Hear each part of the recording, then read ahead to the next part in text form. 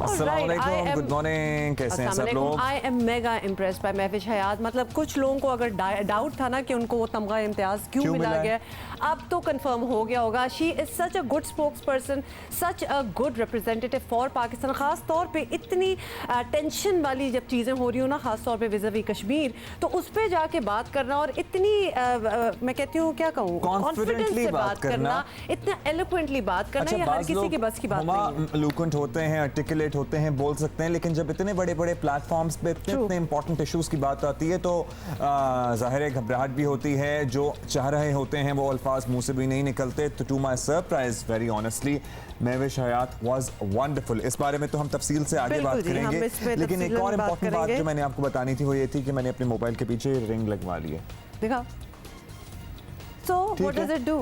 It helps कि mobile आपका गिरता नहीं है आपके हाथ से। मेरे जैसे लोग जो कि दिन में 4 दफा तो मोबाइल गिराते थे, अब जब से मैंने रिंग लगवाया है I felt a visible difference, क्योंकि आप ये मोबाइल हाथ में लिटरली पहन लेते हैं। और जब आपके हाथ में सामान होता है या कुछ होता है, मोबाइल भी होता है, तो मोबाइल यूजुअली स्लिप होता है आपके हाथ से। अच्छा, ये मोबाइल हाथ में पहन लेते हैं। जल्दी से मैं आपको बता दूं, ये कुछ बूढ़े जो लोग होते हैं ना, जिन्होंने मोबाइल यूज भी करना होता है, वो पहनने वाली बात है, तो आपको पता है वो गले में भी पहन लेते हैं। तो नेक्स्ट स्टेप अब्दुल्ला का ये होगा कि यहाँ मोबाइल टंगा होगा। Anyway, अच्छा जी, we need to move on और बहुत सी बातें करनी है, अपडेट्स भी आपको देनी है। I genuinely feel that this tie is looking a little off, लेकिन कोई बात नहीं। No, it isn't. It looks nice. चलें, आप लिख के बताइएगा जियो पाकिस्तान टीवी पे। अभी हम आगे पढ़ेंगे अहम इश्यूज ओवर द वीकेंड। आपको पता है दुनिया भर में एक मरतबा फिर आवाज उठाई गई है मकबूजा कश्मीर के मामलात पर। मकबूजा कश्मीर में क्या सूरत हाल है? इंटरनेट बंद है, फोन बंद है, हर तरफ कर्फ्यू का समा है, बात करने की आजादी सलब और जिंदगी गुजारना अजीरन है। बिल्कुल, आपको ये भी बता दें कि मजहबी दुनिया में ऐसी मिसाल कहीं और नहीं देखी गई और मजलूम कश्मीरियों के हकूक गस्ब करने के बाद भारत की लाइन ऑफ कंट्रोल पर इश्तियाल अंगेजी भी बढ़ रही है। और आपको ये भी बताएं कि कल भी तत्तापानी सेक्टर पर आबादी पर गोलाबारी की गई, जिससे 2 मुअम्मर अफराद जो थे वो शहीद हो गए।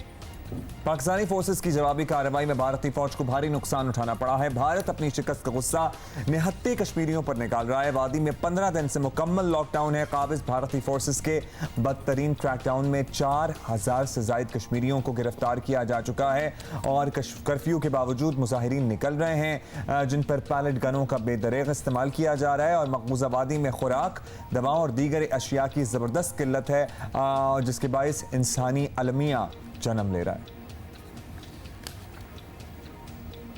बाजार बंद, दुकानें बंद, स्कूल बंद, कॉलेज बंद, यूनिवर्सिटीज बंद, ऑफिसेज में हाजिरी नहीं है, लोग अपने घरों में सहमे हुए हैं।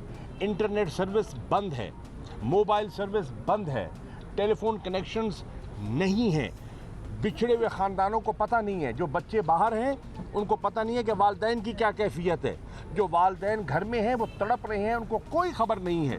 तो ये किस किस्म का सेकुलर आप चेहरा दिखा रहे हैं? दर हकीकत 5 तारीख को मैं ये कहता हूँ, इन इक़दामात के बाद नेहरू और गांधी का हिंदुस्तान मोदी सरकार ने दफन कर दिया। और आपको बताएं कि पाकिस्तानी हुकूमत ही नहीं, ऑपोजिशन भी इस पर आवाज़ उठा रही है। आज ऑपोजिशन पार्टियों की ऑल पार्टीज कॉन्फ्रेंस भी कश्मीर के लिए हो रही है और मारूफ ऑस्ट्रेलियन कॉलम नवीस के कश्मीर में भारतीय जारियत से मुतालिक होशरुबा अदाद शुमार हकायक वाजे कर रहे हैं। आलमी ज़मीर अब भी ना जागा तो शायद बहुत देर हो जाएगी। ये हम हर शो पे जब भी हमारी बात होती है, आपसे रब्ता होता है, हम ये ज़रूर कहते रहते हैं, पूरी दुनिया जो है वो ऑलमोस्ट पूरी दुनिया ही समझें कि तड़प उठी है कि इधर हो क्या रहा है। अब अटेंशन जो है वो आना शुरू हो गई है और पर्टिकुलरली जिनसे हमें ज़्यादा तवक्कुआत थी वहाँ से तो इतनी आवाज़ नहीं उठ रही, लेकिन जहाँ से तवक्कुआत कम थी वहाँ से भरपूर तरीके से आवाज़ उठाई जा रही है। अभी हम बात करेंगे मकबूजा कश्मीर की हुर्रियत कॉन्फ्रेंस की रहनुमा शमीम शौल साहिबा ने हमें ज्वाइन किया है। ताज़ा तरीन सूरत हाल उनसे मालूम करते हैं। शमीम साहिबा, बहुत शुक्रिया आपका। मकबूजा कश्मीर में पिछले 2 हफ्तों से जो कुछ हो रहा है, इंसानी हकूक़ की जैसे पामाली हो रही है, दुनिया तक इसकी वाज़ेह तस्वीर तो नहीं पहुंच रही है, लेकिन बहुत सी बातें पहुंची भी हैं। आप बताएंगी कि एग्जैक्टली वहां क्या हालात हैं, आपका किस किस से राब्ता हुआ है, क्यों भारत सरकार ये सब दुनिया के सामने आने से रोकना चाहती है? जाहिर है दिल में खोट है, इसीलिए रोकना चाहती है। इस वक्त खौफ हिरास के साथ साथ जो वहाँ पर इस वक्त हालात हैं वो बहुत ही नाजुक है, क्योंकि दवाइयाँ जो है वो वहाँ पर ख़त्म हो चुकी हैं। जो अजनास जम्मू श्रीनगर हाईवे से कश्मीर के अंदर दाखिल हो जाती है वो रास्ते ब्लॉक किए गए। गोया इस आबादी को 80 लाख की आबादी को ये 370 और जो 35A उन्होंने हटा दिया है, इसको मानने के लिए उन्होंने ये हथियार इस्तेमाल किया है कि कश्मीर लोगों को साइलेंट किया जाए, खामोश किया जाए और उनको इस एक ऐसे डिप्रेशन में दाखिल किया जाए कि वो वहाँ से टाइम लेंगे निकलने के लिए। लेकिन भारत के लिए ये बहुत ही बड़ा अलमिया है। अगर आप देखेंगे आज उनके जो बहुत ज़्यादा जुनून उनके अंदर जमा हो गया है, दाखिल हो गया, उनके बात करने से आप देखिए बड़े बड़े उनके सियासतदान वो इतने बौखलाए हुए हैं, वो इतने ज़्यादा सख्त अल्फाज इस्तेमाल कर रहे हैं अपने जितने भी उनके नैरेटिव्स हैं, टेलीविज़न स्क्रीन्स पर बात करते हैं।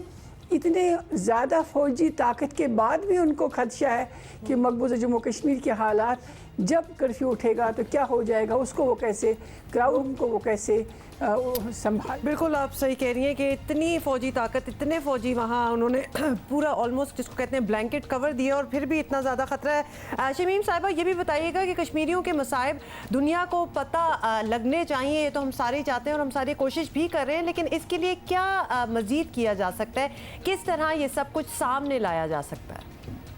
देखिए हमारे पास मकबूजा जम्मू कश्मीर के पास कोई अपना चैनल नहीं है, उनके पास कोई अपना इंटरनेट सर्विसेज या मीडिया या प्रिंट मीडिया तो है लेकिन इलेक्ट्रॉनिक मीडिया नहीं है। हमारी आवाज़ पाकिस्तान के तमाम चैनल्स है। मेरी दरख्वास्त है पाकिस्तान के तमाम चैनल्स को कि जिस तरीके से 5 साल से लेके आज तक नरेंद्र मोदी ने वहाँ के तमाम चैनल्स को कंट्रोल करके वही नैरेटिव कहने पर मजबूर किया है जो भारतीय जनता पार्टी का बजरंग दल का नैरेटिव था, आरएसएस का नैरेटिव था, और उस नैरेटिव को लेके उन्होंने वोट भी ले लिए हिंदुस्तान से कि हिंदुस्तान, वो नैरेटिव उन्होंने इतना फैलाया और हिंदू जनूनियत और हिंदुइज़्म को उन्होंने इतना फ़रोग दे दिया कि जो छोटे तबके के भी लोग थे उन्होंने अपने उसको एक मजहबी फरीज़ा समझा है। हमारे लिए क्योंकि पाकिस्तान एक प्रोग्रेसिव स्टेट है, यहाँ के जो मीडिया है आज़ाद है, मेरी दरख्वास्त है कि अगर कश्मीर की आवाज़ वो नहीं बनेंगे तो हिंदुस्तान कश्मीर को ही नहीं दबाएगा, लोगों का जेनोसाइड। ये बताइएगा शमीम साहबा कि बुरहान वानी की शहादत के बाद भी वादी के हालात बहुत बिगड़ गए थे और उसका रद्द-ए-अमल भारतीय हुकूमत ने देख लिया था। ऐसा क्यों है कि वो एक बार फिर वही हथकंडे आजमा रहे हैं? लगता है कि ये तहरीक जो अब उठी है ये दब जाएगी? हमारा पॉलिटिकल जो प्लेटफॉर्म है, ऑल पार्टी सूरत कॉन्फ्रेंस बार बार भारत को दावत दे रहा है क्या पुरअमन तरीके से पाकिस्तान, हिंदुस्तान और भारत बैठ जाए, इस कज़िया का हल निकाले। लेकिन हर बार भारत ने हरदर्मी दिखाई और उसका हल ताकत के बलबूते पर निकालना चाहे, हासिल कुछ नहीं हुआ। आज इंतहा हो गई, आखिरी कार्ड जो उनके पास था नफ़रत का कार्ड, आज उनके पास मजहबी जनूनियत का कार्ड था, ताकत का कार्ड था, वो भी इस्तेमाल किया है। अब ये नफ़रत जो हिंदुस्तान के अंदर फैल जाएगी क्योंकि आवाज़ें उठ रही हैं, वहाँ की जो अक़लियतें हैं वो इसके ख़िलाफ़ बोल रही है, वहाँ जो भारत के अवाम है जो समझते हैं कश्मीरियों का हक़ की खुद इरादियत गज़ब किया गया है, गस्ब किया गया है, उसको बचाने के लिए वही सड़कों पर आएंगे। बहुत ही अफसोस की बात है। शमीम साहिबा, फाइनली आपसे ये भी पूछना चाहेंगे कि ये सवाल भी सामने आ रहा है कि जो कुछ वहाँ हो रहा है उसमें वहाँ की मकामी हुकूमत क्या कर रही है, क्या उन्हें कुछ एहसास है कि नहीं? वहाँ इस वक्त एक शूरिश है, लॉ एंड ऑर्डर की सिचुएशन इतनी ख़राब है कि वहाँ किसी को नहीं मालूम है कि हमें क्या करना है। सिर्फ फौजी है जो दरवाज़ों पर घरों के अंदर पहरे दे रहे हैं, घरों के बाहर पहरे दे रहे हैं, सड़कों पर बाड़े लगाई हैं, गलियों को बंद किया गया है। कोई लोकल गवर्नमेंट नहीं है। जिनको ये अपने लोग कहते थे, इंडियनाइज्ड जो हो चुके थे, जैसे फारूक अब्दुल्ला का था, जैसे उमर अब्दुल्ला थे, जैसे महबूबा मुफ्ती थी, उनको भी उन्होंने कैद कर दिया। उन्होंने अपने लोगों को भी, क्योंकि हिंदुस्तान कभी भी कश्मीरियों पर भरोसा नहीं करता है, न कश्मीरी कभी हिंदुस्तान पर भरोसा करते, इसलिए कि उनको मालूम है इन्होंने हमेशा धोखा दही से कश्मीर को और प्रोलॉन्ग किया है। बहुत शुक्रिया आपका हुर्रियत रहनुमा हमारे साथ मौजूद नहीं शमीम शॉल साहिबा।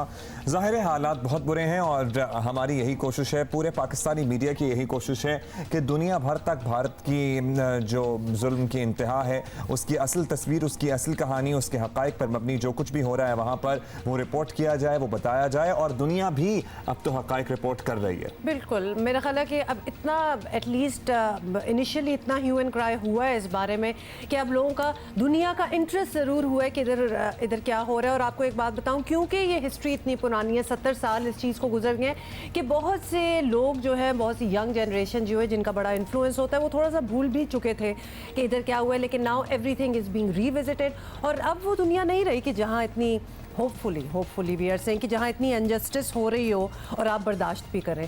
सो इंशाल्लाह कश्मीरियों को हम यही कहेंगे कि हम साथ हैं आपके, पूरी दुनिया आपके साथ है और इंशाल्लाह कोई ना कोई अच्छा हल आपके मुताबिक ज़रूर निकले। हम तो यकीनन साथ हैं। और जहाँ तक वो बात है ना कि अब वो दुनिया नहीं रही जहाँ इतना इनजस्टिस हो रहा हो, तो कश्मीर तो है ही हमारे दिल का हिस्सा, हमारे जिगर का टुकड़ा, हमारे बहन भाई यहाँ बसते हैं। लेकिन इसके अलावा भी कितनी एट्रॉसिटीज़ हैं। सुबह ही मैं सुन रहा था गजा की पट्टी में फिर इस्राएली फौज ने 5 फ़लस्तीनी शहीद कर दिए। तो इंजस्टिस तो पूरी दुनिया में कहीं ना कहीं हो रहा है और सेलेक्टिवली आवाज़ भी उठाई जाती है। लेकिन आवाज़ उठाई जाती है, मतलब ये नहीं है कि बिल्कुल ही जब वी डोंट नो कि what's going on, everybody knows what's going on और जो बोलने वाले हैं वो बोलते भी हैं। इंशाल्लाह ठीक होगा। और हर प्लेटफॉर्म से बोलना चाहिए, जहां भी जिसको भी मौका मिले, अगर किसी भी कोई फील्ड में हो, जैसे कि महविश हयात की हम बात करेंगे, उन्हें मौका मिला तो उन्होंने अपने तरीके से आवाज़ उठाई। और बताना हमने आपको ये है कि कैमरे की आंख से पाकिस्तान के चेहरे को मस्क करके दिखाने पर सदारती अवार्ड याफ्ता महविश हयात साहिबा ने कड़ी तनकीद की है। किस पे? बॉलीवुड और हॉलीवुड पर। अमरीकी नशरियाती इदारे को इंटरव्यू देते हुए उन्होंने हॉलीवुड और बॉलीवुड को शदीद तनकीद का निशाना बनाया। अदाकारा महविश हयात का कहना था कि बदकिस्मती से दूसरी फिल्म इंडस्ट्रीज ने पाकिस्तान को हमेशा से गलत अंदाज में दिखाया है। बिल्कुल, actually she is so spot on, उन्होंने ये कहा। और ये भी उन्होंने कहा कि फिल्मी पर्दे पर पाकिस्तान को एक दहशतगर्द मुल्क की हैसियत से दुनिया को दिखाया जाता है और इसका नतीजा ये निकलता है कि हम पाकिस्तानी जब कहीं बैनुल अक़वामी दौरे पर जाते हैं तो हमसे गलत रवैया जो है वो इख्तियार किया जाता है। क्या ज़बरदस्त इन्होंने बात की है। देखें, जब हम फिल्म्स देखते हैं, टेलीविज़न प्रोग्राम्स देखते हैं, उसमें जो भी डिपिक्शन की जा रही होती है कि इस मुल्क में ये होता है या इस मुल्क के लोग ये हैं, हम उनको मान जाते हैं, हम बिलीव करते हैं। और अब आप सोचें कि अगर पाकिस्तान को एक नेगेटिव पिक्चर दिखाई जा रही है, पाकिस्तानियों को उस लाइट में दिखाया जा रहा है, तो दुनिया तो यही समझेगी ना कि हम भी ठीक लोग नहीं है। तो ये रवैया जो है ये बदलना है। फिल्म मेकर्स को ये रिस्पॉन्सिबिलिटी जो है और हमारे वो बहुत से लेनी पड़ेगी। सेलिब्रेटेड फिल्म मेकर्स हैं हुमा, जो कहते हैं कि जी हमारे माशरे में जो बुरी बातें हैं हम उन पे फिल्म बनाते हैं, वो दुनिया के सामने दिखाते हैं। हमें आपके काम पे कोई एतराज़ नहीं है, you have also made us proud. लेकिन यू नो कभी कभी अच्छी बातें भी दिखानी चाहिए, अच्छी भी। और फिर अगर आप बुरी दिखाएंगे तो दूसरा तो उस बुरी के साथ 2 और लपेटेगा और फिर सोचेंगे वो क्या दिखा देगा। I guess this is not the world right now कि इस किस्म की चीजें खुद it is not the right time for showing negative things about the country। अच्छा जी, अदाकारा महविश हयात ने BBC चैनल पर एक प्रोग्राम में भी इंटरव्यू के दौरान कश्मीर के मसले पर अपनी राय का इजहार भी किया। और अदाकारा का कहना था कि कश्मीर का फैसला कश्मीर में रहने वाले लोगों का हक है और कश्मीरियों को अपनी राय के इजहार करने की पूरी आज़ादी होनी चाहिए। और इंटरव्यू के बाद महविश हयात ने समाजी राब्ते की वेबसाइट ट्विटर पर भी पैगाम जारी किया, जिसमें उन्होंने लिखा कि ये मेरे लिए एजाज़ की बात है कि मुझे अपने मुल्क का पैगाम दुनिया तक पहुँचाने के लिए अमरीकी नशरियाती इदारे ने अपने प्लेटफॉर्म से नवाजा है। जहाँ महविश हयात बड़ी वोकल हैं, कश्मीर इशू के बारे में भी बात कर रही हैं। How Pakistani society should be portrayed and projected in international cinema, B it Hollywood और बॉलीवुड, वो भी बात कर रही हैं। वहीं बहुत सारे हमारे जो पाकिस्तानी इन्फ्लुएंसर्स हैं जिनकी millions and millions of fan following है, ने तो ब्लेटेंटली मना कर दिया है कि जनाब हम कश्मीर के बारे में कोई बात नहीं करेंगे। क्यों? They just don't want to be in the, I guess, they want to be political शायद मे बी। और अब हम तो ये कह रहे हैं कि जी वो अपने जो बॉर्डर के उस पार उनकी फ़ैन फॉलोइंग है उसको लूज़ नहीं करना चाहते। मेरा ख्याल है कि वो इतनी ज़्यादा होगी नहीं, they must have some other reasons. लेकिन जो रीजंस दिए जा रहे हैं सोशल मीडिया पे उनमें बिल्कुल वजन नहीं है। अच्छा, प्रियंका चोपड़ा वाला जो वो सारा किस्सा था ना, आपको पता है कि वो अभी कोई छोड़ नहीं रहा। अभी भी उसके 3 मिलियन फॉलोअर्स उन्होंने किया। आई थिंक वो 3 मिलियन शायद पाकिस्तानी ही होंगे जिन्होंने उनको उनको फॉलो करने से छोड़ दिए। लेकिन हमारे बहुत से स्टार्स हैं जो बहुत कुछ बोल रहे हैं, जैसे कि अभी the latest one to speak up is Hania. और हानिया आमिर आपको याद होगा, बिल्कुल नामालूम अफराद में भी थी। और उनका क्या कह रहे हैं, उन्होंने जो है प्रियंका को तनकीद का निशाना बनाया और उन्होंने अपने इंस्टाग्राम पेज पे एक बिल्कुल सब्ज रंग का लिबास पहना हुआ है, एक तस्वीर शेयर की है जिसके कैप्शन में उन्होंने प्रियंका चोपड़ा के हालिया रिमार्क्स पर तनकीद की। और हानिया आमिर ने प्रियंका चोपड़ा के अपने ही अल्फाज इस्तेमाल किए और उन्होंने क्या कहा कि आपने अपने दिल की भड़ास निकाल दिया। आर यू डन वेंटिंग? आपको याद है ना, ये बड़ी मशहूर हो गई है लाइन जो प्रियंका ने कही थी और बड़ी आई एम सॉरी टू से सार्कास्टिक, बिल्कुल, और बड़े सार्कास्टिक तरीके से वो कही थी ब्यूटी कॉन में, वो जिसके ऊपर सारी बातें हो रही हैं। तो इन्होंने ये लिखा है कि आर यू डन वेंटिंग। और ऑब्वियसली अब तो लोगों को बड़ी अच्छी तरह समझ आ गई है कि किस चीज़ की बात हो रही होती है। और पोस्ट पर एक तबसरे के जवाब में उन्होंने कहा कि मैं मुहब्बे वतन हूँ, और ये अल्फाज भी प्रियंका ने कहे थे, जिसके बाद इंटरनेट पर बॉलीवुड अदाकारे के मीम्स जो थी वो वायरल हो गई थी। बड़ी मीम्स भी आपको पता ना बनना स्टार्ट हो जाती हैं। तो आर यू डन वेंटिंग ना? अच्छा जी, अभी हम आगे बढ़ेंगे और इस बारे में तो ज़ाहिर है आपको अपडेट करते रहेंगे। ये इशू तो वो है जो हमारे ज़ाहिर दिल से भी बहुत करीब है, और जो कुछ हो रहा है वो आप तक पहुंचाना और दुनिया तक पहुंचाना हमारा फ़र्ज भी है। ऑलरेडी राइटिंग टू अस, और जिन लोगों की आज birthday, in fact you know what, I should नहीं, मुझे नाम पढ़ना चाहिए क्योंकि जावेद आपने अकरम साहब थे, अक्रम जावेद साहब, सॉरी अकरम जावेद साहब, हैप्पी आपको बर्थडे टू याद यू। रहा। अच्छा जी, और भी एक दो लोगों ने हमें मेंशन किया हुआ है, तो happy birthday to you. Happy birthday to you guys. अच्छा जी, आज़ादी का जश्न शहर कायद में मनाया गया पिछले हफ्ते ऑफ कोर्स, और ज़रा अनोखे अंदाज में पाकिस्तान के 72वीं जश्न आज़ादी की मुनासबत से कराची में मुनक़िद हुई अपनी नौयत की पहली city parade. How cool is that? Okay, you look at the visuals और मैं आपको बताती हूँ कि क्या क्या हो रहा था। मुख्तलिफ खिलाड़ियों, फनकारों, मुख्तलिफ ममालिक के सफारतकारों ने शिरकत की और बहुत कुछ किया। वहाँ पहले ज़रा देख लें। यहाँ पे शिरकत की बुजुर्गों ने, ख़वातीन व हज़रात, प्यारे बच्चे सब यहाँ पे मौजूद थे अपने मुल्क के लिए। तो ये इस बात का सबूत है कि जब मुल्क की बात आती है तो हम सब एक हैं। ये परेड कराची में पहली दफ़ा, कराची की जो पुरानी तारीख है, हिस्ट्री है, जब यहाँ घोड़ा गाड़ियाँ चलती थी, बैंड होते थे, उसको हम रिवाइव कर रहे हैं। इंशाल्लाह कराची को उसकी जो पुरानी ग्लोरी है वो वापस लेके आएंगे। लव द फ्लोट्स, जिस तरह वो बने हुए थे ना छोटे छोटे मुजस्समे, वो ज़ियारत रेजिडेंसी और दीगर चीज़ों के। अच्छा जी, परेड में फ्लोट के जरिए जो आप जिक्र कर रहे हैं, फ्लोट के जरिए चारों सूबों की नुमाइंदगी की गई। अब्दुल्ला, यही शायद आप देख रहे थे। और ट्रैफिक पुलिस और पुलिस की जानिब से खसूसी मार्च किया गया, मार्चिंग बैंड था पूरा वहाँ। और परेड में साइकिल सवार, बग्गी, गदा गाड़ी, हैवी बाइक्स और कराची की पहचान W11 बस भी शामिल रही। उसके बगैर तो ये हो नहीं सकता था। जावेद मियादाद साहब भी नजर आ रहे हैं मुझे। Oh nice. पाकिस्तान जिंदाबाद। और आज की ये जो जिस तरीके से आपने जोश और जज्बा देखा है अवाम का, कि यानी कि अवाम पाकिस्तान इस वक्त एक है विद कश्मीर। कश्मीरियों, अपने आप को अकेला मत महसूस करना, हम सब तुम्हारे साथ हैं। परेड में नौजवान, बच्चों और बुजुर्गों ने बड़ी तादाद में शिरकत की और मुल्क से मोहब्बत का सबूत दिया, और साथ ही कश्मीर को भी याद किया गया। आई वाज जस्ट वंडरिंग कि nobody ever told me about this parade, otherwise I would have certainly gone. वैसे वाकई चुपके से नहीं हो गई, यहाँ पे पता था हमें। बग्गी पे बैठने का बहुत शौक है, अपनी शादी पे तो पूरा हुआ नहीं था, इस परेड में Which is पूरा very कर लेते। strange, अब्दुल्ला, आपने अपनी शादी पे अपने सारे शौक पूरे किए, एक बग्गी रह गई। Oh, how nice are these वो floats? पहुंच नहीं सकी थी, कैंट में कोई इशू हो गया था, घोड़े वाले को आने नहीं दे शुक्र रहे थे। करें कि हम बड़ी मुश्किल से पहुंच लेकिन गए थे यहाँ पे हम बेटियां। ये शौक पूरा कर सकते थे। अदरवाइज जनाब, इट्स अ ग्रेट एक्टिविटी, आप देख अच्छा, सकते you हैं। see some diplomats also there, Oh, yes. और इसलिए काफ़ी अब्दुल्ला नहीं थे वहाँ, लेकिन वैसे काफ़ी दुनिया थी। बाइक्स पे ये बग्गीज हैं, गदा गाड़ियाँ हैं, हैवी बाइक्स आप देख रहे ओहो, हैं। हार्लेस भी पहुंची हुई हैं। ये W11, जिसको मैं और भी बड़े नामों मैं तो से, इसे दुल्हन बस कहता हूँ। I also sometimes call it the Christmas tree। बड़ी खूबसूरत लगती है रात को जब वो दुल्हन बस ऐसे यू नो ब्राइटली लिट होती है। खैर एनीवे, तो ये एक इवेंट था over the weekend and that was really nice. अच्छा जी, आपको बताना है कि तहरीक इंसाफ हुकूमत ने 1 साल पूरा होने पर अपनी परफॉर्मेंस रिपोर्ट जो है वो जारी कर दी है, और असल बात तो ये है कि इस इम्तिहान में आवाम से कितने नंबर मिले, है ना, बात तो यही होती है। और 1 साल मुकम्मल होने पर हुकूमत ने एक खसूसी तकरीब में अपनी परफॉर्मेंस रिपोर्ट पेश की और बताया गया कि किन किन महाजों पर हुकूमत को मुश्किलात का सामना रहा और क्या बड़ी कामयाबियां हासिल की गई। हुकूमत का कहना है कि ये एक ज़बरदस्त साल गुजरा, गुड गवर्नेंस की मिसालें कायम हुई हैं। 18 अगस्त 2018 से लेके 18 अगस्त 2019 तक का सफ़र ये इस्तेहकाम पाकिस्तान का सफ़र है और इंशाल्लाह आज हम आपको यकीन दिलाते हैं कि 18 अगस्त आज के दिन से लेके अगले साल तक का 2020 का जो सफ़र है वो तमीर पाकिस्तान का सफ़र है।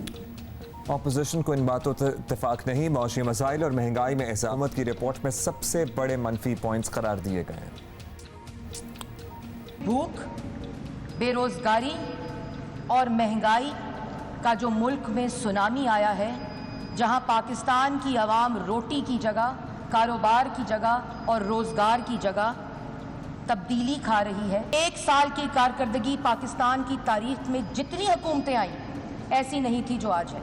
तो न सिर्फ एक साल सिलेक्टेड प्राइम मिनिस्टर को हो गया है, उनकी काबीना सिलेक्टेड काबीना को हो गया है, लेकिन न सिर्फ कि वो 100 दिन का जो पहले का प्लान था, जो 100 दिन के बाद जो उन्होंने प्लान दिया, उसकी भी कहीं भी कोई भी शुरुआत जो है वो नज़र नहीं आई।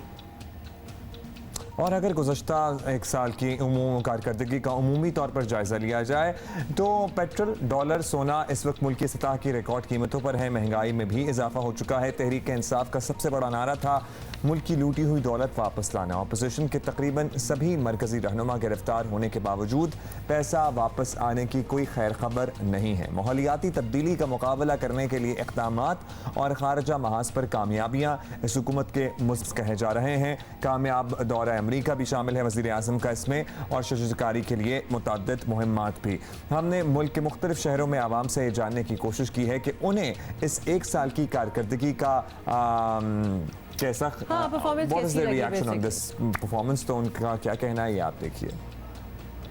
ना इन्होंने कोई तरक्याती काम कराया, ना 1 करोड़ नौकरियां दी हैं, ना इन्होंने घर बनाए। ये उनको कह रहे थे कि मोटरवे बना रहे हैं, हाईवे बना रहे हैं।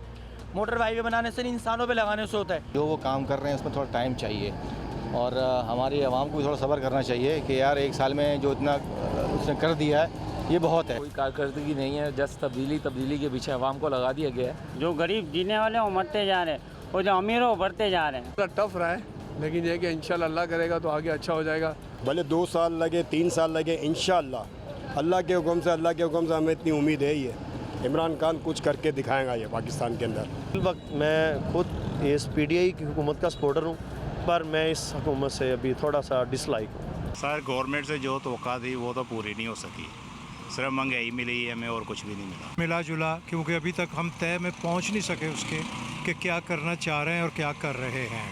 वो कह रहे हैं जी हमारे लिए बड़ी मुसीबतें हैं, हमारे लिए ये है, हमारे लिए वो है।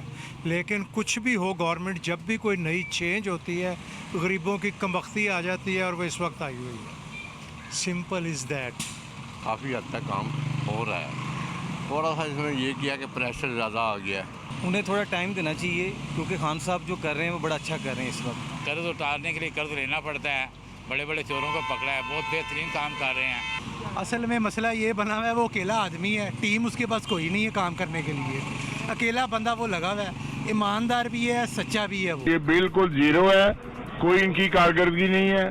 सब जितने लोग हैं अवाम परेशान है, भूखी मर रही है। मुआशी हालत में तो तकरीबन इस वक्त पाकिस्तान तबाही के किनारे पर खड़ा है और मेरे ख्याल में जो इन्होंने वादे किए थे वो फिलहाल तो उनमें से कोई 10% भी पूरे नहीं हुए। सारे ताजरान और अवाम इतनी परेशान है कि किसी को चैन की नींद तक नहीं आती। हमारे मोबाइलों की शॉप है, उस पर रोज आए दिन टैक्स लग रहे हैं, कस्टमर आके परेशान होता है। ये क्या तब्दीली आई हुई है, जरा देखें, हर चीज में इन्होंने महंगाई की हुई है। एक साल में हम लोगों को इन्होंने बता दिया है कि ये 5 सालों में क्या करेंगे। तब्दीली सरकार ने इस मुल्क को मुआशी तौर पर तबाह कर दिया है। इमरान खान साहब बहुत ही अच्छे इंसान हैं और जो उन्होंने हुक्मरानी की है आज तक किसी ने नहीं की। हर चीज़ के बारे में इन्होंने आगाही दी है, टोटल मालूमात इन्होंने हर पूरे पाकिस्तानियों के लिए ये अच्छे इकदाम कर रहे हैं। महंगाई ने कमर ऐसी तोड़ दी जैसे गरीब को जान से मारने वाली कोशिश की है इसने। हुकूमत सिर्फ एक साल में चोर डाकू पकड़ लें और उन चोरों डाकुओं को पकड़ने के बावजूद भी उन्होंने अब तक उनसे 1 रुपया वसूल नहीं किया। मैं मुतमईन हूँ, हमारी तरफ से तो मुझे अच्छी लगी उनकी कारकर्दगी, जो करप्शन है वो ख़त्म हुई हुई है। मेरे ख्याल में तो इस गवर्नमेंट ने हमें कुछ भी नहीं दिया। महंगाई की शरह ऊपर गई, हर आदमी मुतासर हुआ। अक्सर टैक्सेस लगाए हुए हैं, आमतौर पर गरीब आम बहुत मुतासर हुए हैं इससे। हर रोज़ महंगाई महंगाई महंगाई और कुछ भी नहीं दिया है, सिफर है इसका कारकर्दगी। महंगाई इतनी है कि जो एक चीज़ मिल रही थी 100 रुपये, अब वो 200, 150, 200 में जा रही है। अच्छा, मुझे ये एक सेंटिमेंट लोगों का था और मुझे ये इंटरेस्टिंग भी लगा और उम्मीद भी बढ़ी है इस चीज़ के साथ कि इमरान खान की बात हो रही थी। वो कहते हैं वो एक आदमी है, टीम शायद उसके पास ठीक नहीं है। इंशाल्लाह टाइम दें उन्हें और चीज़ें बहुत बेहतर होंगी। ये पॉजिटिविटी जो है and hoping for the best, ये बहुत अच्छा एटीट्यूड है, आई लाइक दैट। और वैसे भी हम कहना चाहेंगे कि हुकूमत के अभी 4 साल बाकी हैं और उम्मीद की जा सकती है कि इंशाल्लाह परफॉर्मेंस बहुत बेहतर नजर आएगी and things will definitely roll in a good direction. अब इस पे हम जरा बात कर लेते हैं। वज़ीर-ए-आज़म की मुआविन खुसूसी बरा इत्तलात डॉक्टर फिरदौस आशिक अवान साहिबा ने हमें ज्वाइन किया है। कल इन्होंने जरा ब्रीफ भी किया था हुकूमत की 1 साल कारकर्दगी पर। डॉक्टर साहबा शुक्रिया आपका। डॉक्टर साहबा, तहरीक इंसाफ की हुकूमत ने अपनी 1 साल कारकर्दगी की रिपोर्ट पेश कर दी है। हुकूमत इससे बज़ाहिर बहुत मुतमईन नजर आती है, लेकिन मौशी बहरान, महंगाई, पोलियो वगैरह जैसे मसाइल के बावजूद हुकूमत इतनी मुतमईन कैसे हमें लगी, ये ज़रा आप हमें काइंडली एक्सप्लेन करते हैं। यकीनन ये मुतमईन होने की जो वजह है वो हुकूमत का वज़ीर-ए-आज़म पाकिस्तान की ज़ेर क़यादत दिन रात मेहनत, ईमानदारी और दुरुस्त पॉलिसियों की वजह से जो बुनियाद डाली गई है, उस पुख्ता बुनियाद पे जो इमारत तमीर होने जा रही है, हम पूरी उम्मीद है कि उसके मुआशी महाज पे हमारे आवाम के बुनियादी हकूक़ के तहफ़्फ़ुज़ के हवाले से और ओवरऑल जो गुड गवर्नेंस का एक फार्मेट है, उसकी एक बुनियाद डली है और वो एक इमारत में तब्दील होगी और अल्टीमेटली एक जो रिक्वायर्ड आवाम के लिए ज़रूरी रिफॉर्म्स थी वो हुकूमत ने मुतारफ़ करवा दी हैं। अब उसके समरात जो है वो आवाम तक आने हैं और इंशाल्लाह बिल्कुल आप सही कह रही हैं। इंशाल्लाह उम्मीद की जा सकती है कि बहुत सी चीज़ें जो बेहतर नहीं थी वो बेहतर हो भी जाएंगी। डॉक्टर साहिबा, 1 साल में बहुत से जो डिपार्टमेंट्स हैं, महकमात की परफॉर्मेंस अच्छी रही, लेकिन बहुत सी ऐसी वजारतें हैं जिनके मामलात में मसाइल भी रहे, जहाँ परफॉर्मेंस ठीक नहीं रही। क्या वज़ीर-ए-आज़म उन वज़रा के ख़िलाफ़ कोई एक्शन लेंगे? पाकिस्तान तहरीक इंसाफ का वज़ीर जो है वो हर रोज़ 24 घंटे उसका एहतसाब होता है, या वो क़यादत कर रही होती है या पार्टी कर रही होती है या वर्कर कर रहा होता है और या मीडिया कर रहा होता है, तो वो एहतसाब की ज़द में रहता है। लेकिन वज़ीर-ए-आज़म पाकिस्तान ने तमाम वज़रा की कारकर्दगी को जानने के लिए एक प्रॉपर जो है वो फॉर्मेट बनाया और हर वज़ीर को और वज़ारत को अपनी कारकर्दगी वज़ीर-ए-आज़म के अवाम के सामने। डॉक्टर साहब, तहरीक इंसाफ का हुकूमत में आने से पहले से बुनियादी नारा था कि मुल्क की लूटी हुई दौलत को वापस लाना है। पिछले 1 साल में हमने देखा पूरी अपोजिशन क़यादत की गिरफ्तारियों के बाद भी रिकवरी नहीं हुई है, एक ढेले की भी। क्या इसका एतराफ़ नहीं करना चाहिए? देखिए, जो नैब के अवेलेबल फैक्ट्स हैं और जो उनके अपनी वेबसाइट पे भी दस्तयाब फिगर्स हैं, उसके मुताबिक पिछले 1 साल से लेके इस साल के आज के दिन तक उन्होंने 30 अरब की रिकवरियां की हैं और वो रिकवरियां करके साथ पैरेलल जिन लोगों की तरफ आप इशारा करते हैं जो मफरूर हैं और बैरून मुल्क पाकिस्तान के कानून का मजाक उड़ा रहे हैं, उन अफराद तक पहुंचने के लिए म्यूचुअल लीगल असिस्टेंस का प्रोसेस शुरू किया गया है। और चूँकि उन ममालिक के साथ आपके कोई लीगल फॉर्मेट नहीं थे, ये जानबूझ के जो लोग 35 साल से ज़ायद इक़्तिदार में रहे, वो लोग जो है उन्होंने ऐसी कानून साजी नहीं होने दी, ना कि जिससे वो कानून के शिकंजे में आ सक। ठीक है डॉक्टर साहब, ये भी फाइनली बता दें कि अगर ये मान लिया जाए कि तहरीक इंसाफ हुकूमत की परफॉर्मेंस ठीक रही और सब कुछ सही ट्रैक पर है, तो मुल्क के माशी हालात कब तक ठीक हो जाएंगे? ऑब्वियसली सबसे ज़्यादा कंसर्न जो हमने पब्लिक से भी पूछा तो उनका यही कंसर्न है। कुछ बताया जा सकता है कि इस मुतालिक से कि कोई टाइम फ्रेम आप शायद दे सकती हैं? देखिए, 1 साल में आपने इस मुल्क की मईशत को दिवालिया होने से बचाया।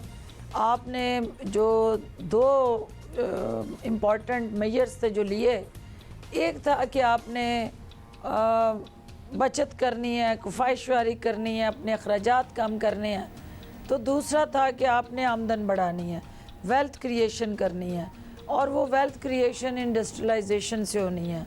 तो दोनों तरफ में पैरेलल काम हो रहा है।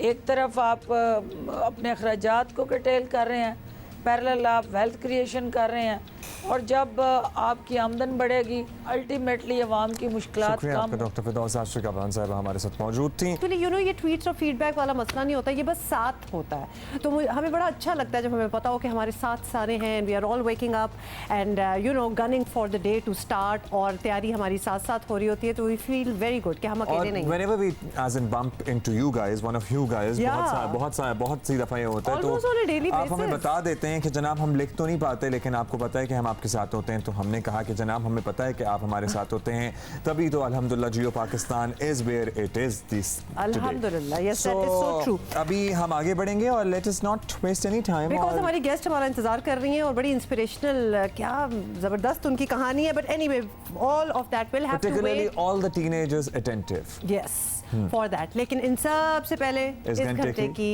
Top stories. कचरा उठाने की मुहिम्मात कचरा साबित हो रही हैं। कराची में वफाकी, सूबाई और शहरी हुकूमतें एक साथ मैदान में हैं। अब भी कुछ न हुआ तो कब होगा? कराची में कमसिन रेहान के कत्ल ने सियालकोट के मुगीस और मुनीब की याद दिला दी। हमें समझना होगा कि हजूम के हाथों इंसाफ सबसे बड़ी नाइंसाफी है। और आज जियो पाकिस्तान में इस्तकबाल करेंगे जामिया कराची की बाहिम्मत और बासलाहियत तालिबा सोहा इरफान का, जिन्होंने मुश्किलात से हार नहीं मानी।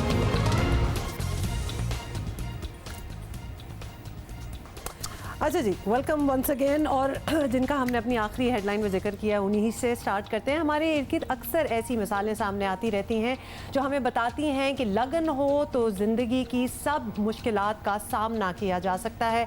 और कराची यूनिवर्सिटी की स्टूडेंट हैं सोहा इरफान, इनका नाम है। उनकी कहानी भी कुछ ऐसी ही है। कहानी ये है कि सोहा इस वक्त 19 साल की हैं। सोहा की वालिदा ने 5 साल कैंसर का मुकाबला किया, लेकिन वो ये जंग हार गईं।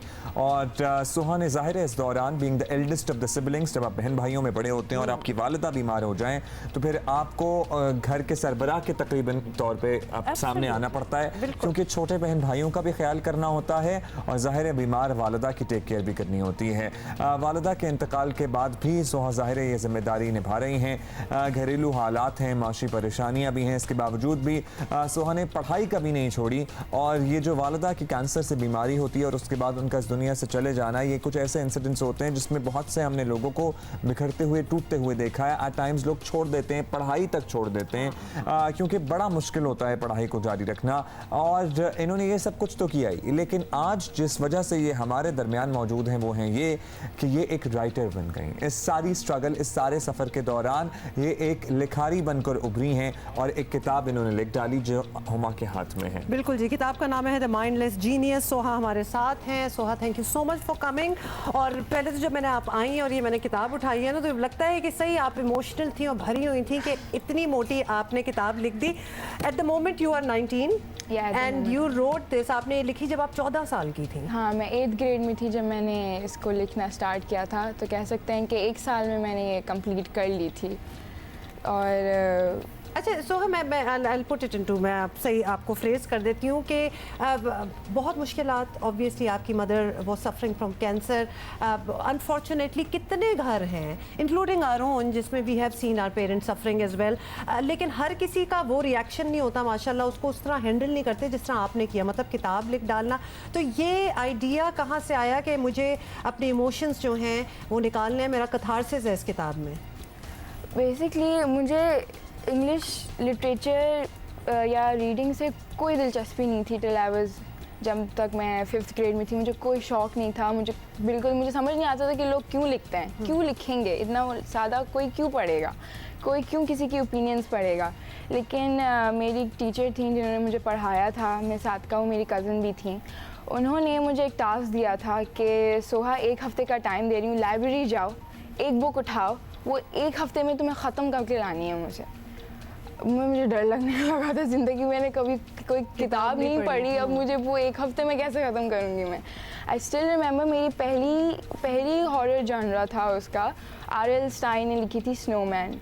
मुझे नहीं याद मैंने वो 1 हफ़्ते में ख़त्म तो नहीं, लेकिन मैंने 2 दिन में ज़रूर ख़त्म कर ली थी। अच्छा, आपका इतना मैं इंटरेस्ट डेवलप हो गया था मेरा कि कैसे, किस तरह से इस ऑथर ने, किस तरह से इस राइटर ने अपनी हर ओपिनियन, अपना हर इमेजिनेशन इस खूबसूरती से डिफ़ाइन किया है कि मैं भी वही चीज़ इमेजिन कर रही हूँ। आप देख सकते हो, मैं देख सकती हूँ। शुरू कर दें तो फिर आपका ना किताब से हटने का दिल नहीं होता।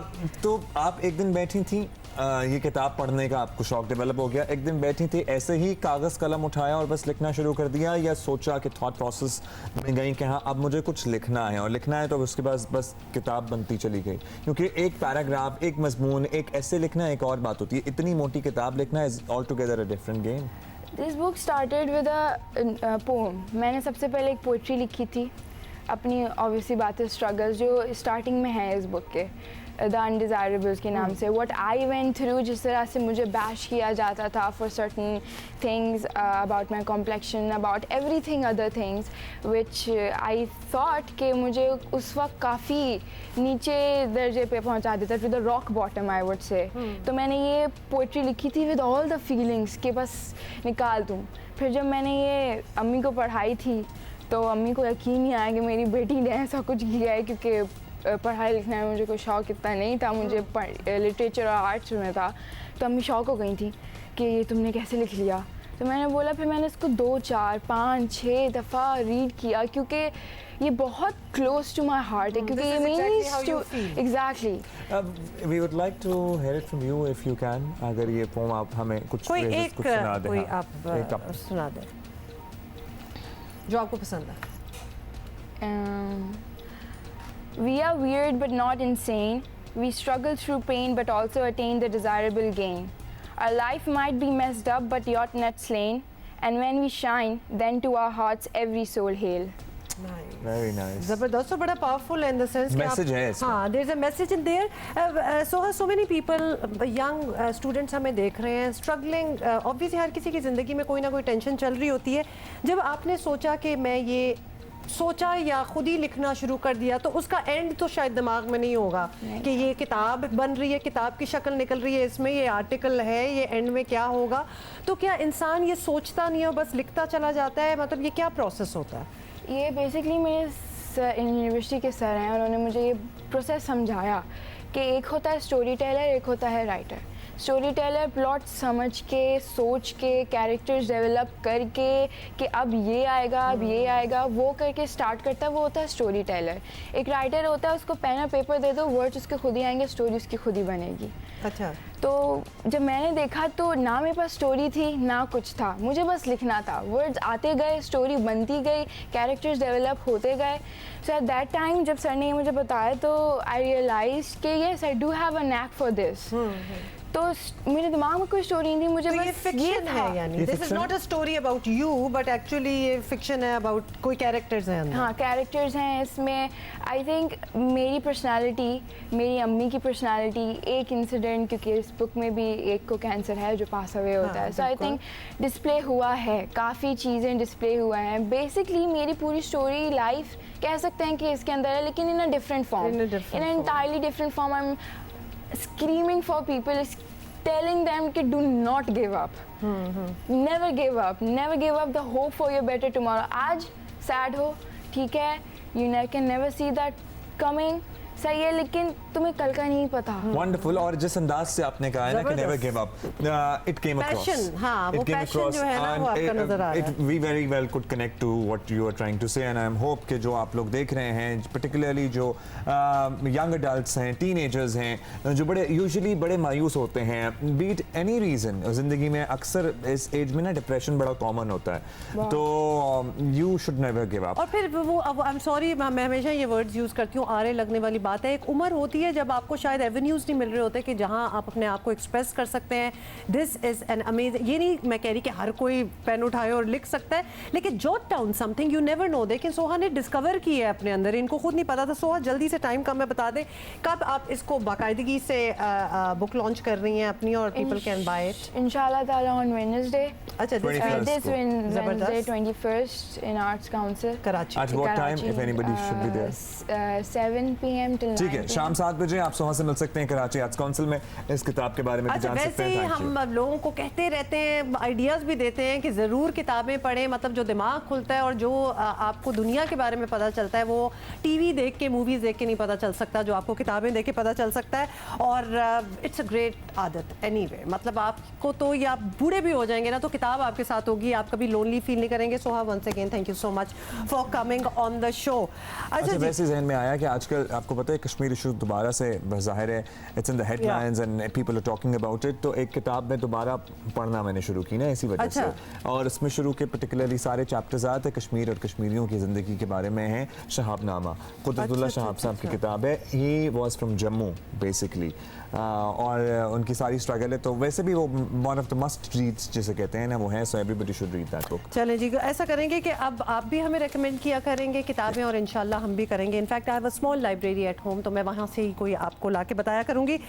अच्छा, एक और चीज़ जो कि ओवर द वीकेंड हुई, और ये कोई पहला वाक़या नहीं है पाकिस्तान में ऐसा होने का, ये हमने पहले भी सुने हैं and it is never never welcome at all. आपको बताएं कि हुआ क्या है कि कराची में शहरियों ने मुबैना चोर को पकड़ा, मार मार कर मार ही डाला. तो ये बिल्कुल आपको लग रहा होगा थोड़ा सा डेजा वू, बिकॉज ये पहले भी हो चुका है. इंतहाई खौफनाक वाक़या है, माशरे में लाकानूनियत की और क्या मिसाल होगी. आज से 9 साल कबल आपको याद दिला रहे हैं, 15 अगस्त 2010 को सियालकोट में 2 भाइयों मुगीस और मुनीब को चोरी का इल्ज़ाम लगाकर हजूम ने तशद्दुद का निशाना बना दिया था और मार डाला था. Do you remember this? हम आपको विजुअल्स भी दिखा रहे हैं, मुझे डिस्टिंक्टली याद है. रिमेंबर दिस, और इसके बारे में काफ़ी प्रोटेस्ट भी किया गया था. मैं तो इन प्रोटेस्ट में शिरकत भी किया करता था जब ये हुआ करते थे. बहुत अफसोसनाक ऑलमोस्ट 9 साल बाद भी ये माशरती रवैया बदल नहीं पाया है, और ये हुआ कहीं नहीं है, कराची में हुआ है. और 2 नौजवान मुबैना तौर पर बहादराबाद के एक ही घर में दाखिल होने की कोशिश कर रहे थे. जब मोहल्ले वालों ने उन्हें देख लिया, एक लड़के 17 साल रेहान को पकड़ लिया जबकि दूसरा फरार हो गया. दानियाल और जुबैर समेत 12 अफराद ने रेहान को बरहना करके तशद्दुद किया. उसकी एतराफ़ी वीडियो रिकॉर्ड की गई और हालत तशवीशनाक होने पर पुलिस के हवाले कर दिया गया, जहां वो दम तोड़ गया. पुलिस ने तशद्दुद के इल्ज़ाम में दानियाल और जुबैर समेत 5 अफराद को गिरफ्तार कर लिया है. रेहान के वालिद का कहना है कि वो चोर नहीं था. जी से फ़ोन आया कि भाई ऐसा ऐसा लड़का वो तुम्हारा बेटा है, उसको वहाँ पे बहादुराबाद थाने में कुछ किया है. तो हमें पता है, फिर हमने मीडिया पे देखा तो उसका यानी कि लाश नज़र आया. तो हम इधर आए तो पता किया तो हमें तस्वीर देखा चला कि मेरा ही बेटा है.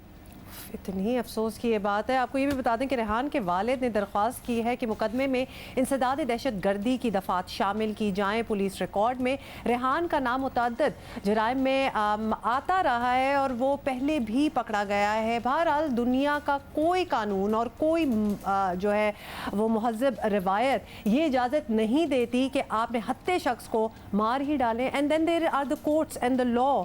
पकड़ ही लिया, किसी को कोई चोरी कर ही लाता, पकड़ लिया, आप अपनी थोड़ी सी दिल की भड़ास निकाल लें. हम ये नहीं कह रहे कि वो उस पर कोई इल्ज़ाम नहीं था या वो रिकॉर्ड याफ्ता नहीं था. वो रिकॉर्ड याफ्ता भी था, वो घर में दाखिल होने की कोशिश भी कर रहा था. यानी शाहिदीन भी ये बताते हैं, लेकिन ये कतई इजाज़त नहीं है आपको कि आप एक शख्स को इतना मारें.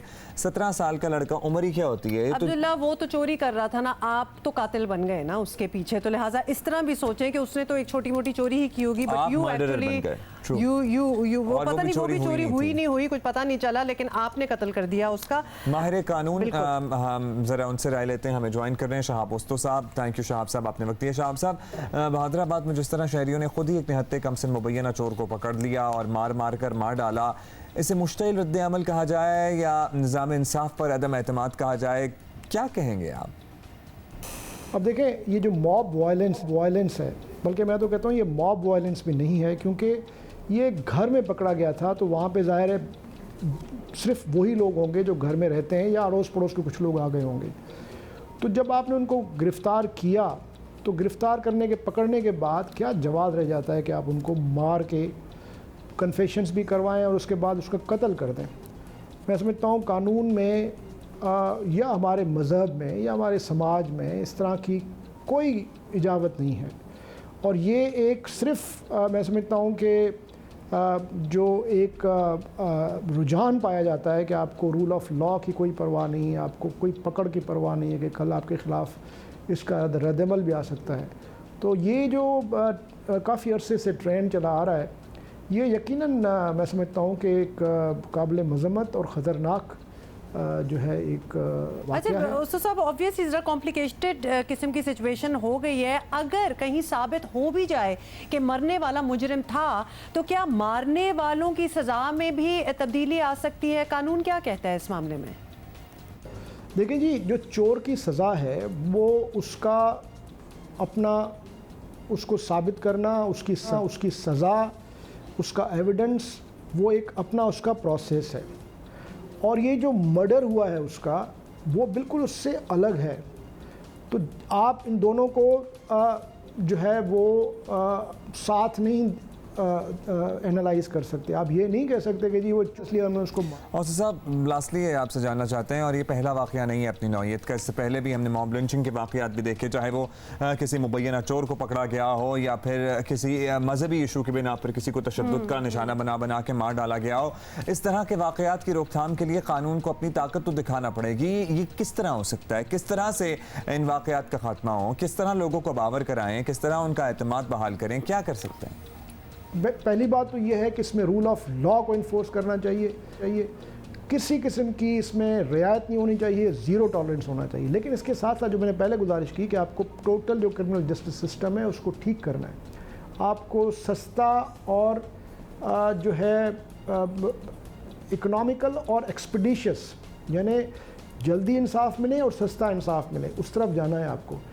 फिर आपको ये भी देखना है कि बेरोज़गारी कैसे ख़त्म करें, लोगों को तालीम कैसे दें, लोगों को टेक्निकली किस तरह एम्पावर करें ताकि वो अपना ख़ुद जो है वो अर्निंग कर सकें, अपना लाइवलीहुड जो है वो ख़ुद अपना प्रोटेक्ट कर सकें। और उनको ये जो ट्रेंड है क्रिमिनल एक्टिविटीज़ का और एक्सट्रीमिस्ट एक्टिविटीज़ का, उससे बचाया।